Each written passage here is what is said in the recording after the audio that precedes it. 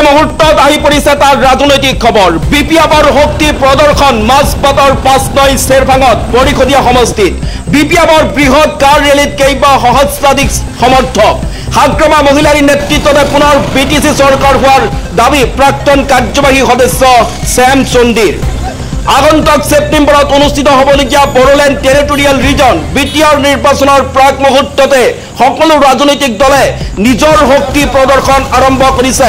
এই পৰিপ্ৰেক্ষিতত আজি 39 চেৰফাং পৰিষদীয় সমষ্টিত বিপিএফ দলৰ তৰফৰ পৰা এক বৃহৎ কাৰ ৰেলী উলিয়ায়। বিটিসিৰ প্ৰাক্তন কাৰ্যবাহী সদস্য শ্যাম চন্দিৰ নেতৃত্বত উলিওৱা বৃহৎ কাৰ ৰেলী মাজবাট চাহ বাগিচাৰ পৰা আৰম্ভ হয়। বিপিএফৰ পতাকা আৰু সমৰ্থকৰ জয় ধ্বনিৰে অঞ্চলটো মুখৰিত হৈ পৰে আৰু দলটোৰ নেতা আৰু সমৰ্থকে বিটিআৰ পুনৰ বিপিএফৰ হাতলৈ আহিব বুলি আশাবাদী।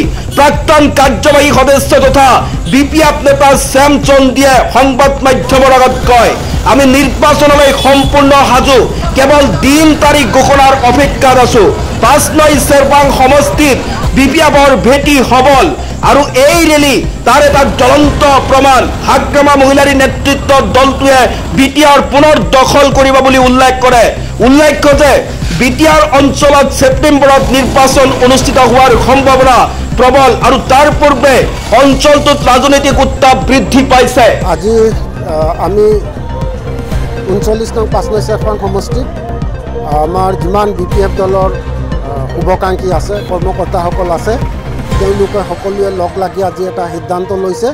গোটেই 5 চেৰভাং সমষ্টিত প্ৰত্যেকটা গাঁৱত প্ৰত্যেকটা এলেকাত বিপিএফ দলে এটা কাৰ ৰেলীৰ আয়োজন কৰিছে, যাৰ কাৰণে আজি আমি সকলোৱে কাৰ লৈ সাজু আছোঁ। আৰু আমাৰ যিমান 5 চেৰভাং সমষ্টিত অন্তৰ্গত যিমানখিনি গাঁও আছে প্ৰত্যেকটা গাঁৱত আমি মাজবাটৰ পৰা আৰম্ভ কৰি বাহিপুখুৰী, লামাবাৰী, ধনচিৰি, মেৰাবিল, শ্বিলংখুটি, ধনচিৰি ঘাট, ওৰাং, দেৱালখণ্ড, খামটুবাৰী, হাবিগাঁও, এই গোটেইকেইটা অঞ্চলত আমি কাৰ ৰেলীৰ আয়োজন কৰিছোঁ। আশা ৰাখিছোঁ ৰাইজে আমাক স্বতঃস্ফূৰ্তভাৱে আমাক সমৰ্থন জনাইছে আৰু এই সমৰ্থনে বিপিএফৰ ভেটি মজবুত কৰিব বুলি আমি আশাবাদী। মানে সৰু বুলি নাভাবোঁ, আমাৰ ইয়াত বিপিএফ দল আছে, বিজেপি আছে, ইপিপিএল আছে, কিন্তু আমাৰ এটা বিশ্বাস যে এইবাৰ বিপিএফ দলৰ লগত কাৰো প্ৰতিদ্বন্দ্বিতা নহয়। বিপিএফ দলে 5 চেৰভাং সমষ্টি নহয়, গোটেই বিটিসিত একক সংখ্যাগৰিষ্ঠতা লাভ কৰি চৰকাৰ গঠন কৰাৰ কাৰণে আগবাঢ়ি আহিছে আৰু চৰকাৰ গঠন কৰিব সেয়া নিশ্চিত। আৰু এই নিশ্চিত আমি 5 চেৰভাং গোটেই বিটিসিবাসী ভোটাৰ ৰাইজে তেওঁলোকৰ যি স্বতঃস্ফূৰ্ত সমৰ্থন, স্বতঃস্ফূৰ্ত তেওঁলোকৰ যি ইচ্ছা মনোবল দেখি আমি আনন্দিত হৈছোঁ আৰু আমি বিশ্বাসী যে আমি গোটেই বিটিসিত হাগ্ৰামা মহিলাৰী দেৱৰ নেতৃত্বত চৰকাৰ গঠন কৰিব পাৰিম। আমাৰ এটা কথাত এটা বাক্যত ক'বলৈ গ'লে আমাৰ নিৰ্বাচনী প্ৰচাৰ প্ৰায় তুংগত। আমি বিপিএফ দলৰ যিমান কৰ্মকৰ্তা আছে তেওঁলোকে কঁকালত টঙালি বান্ধিছে।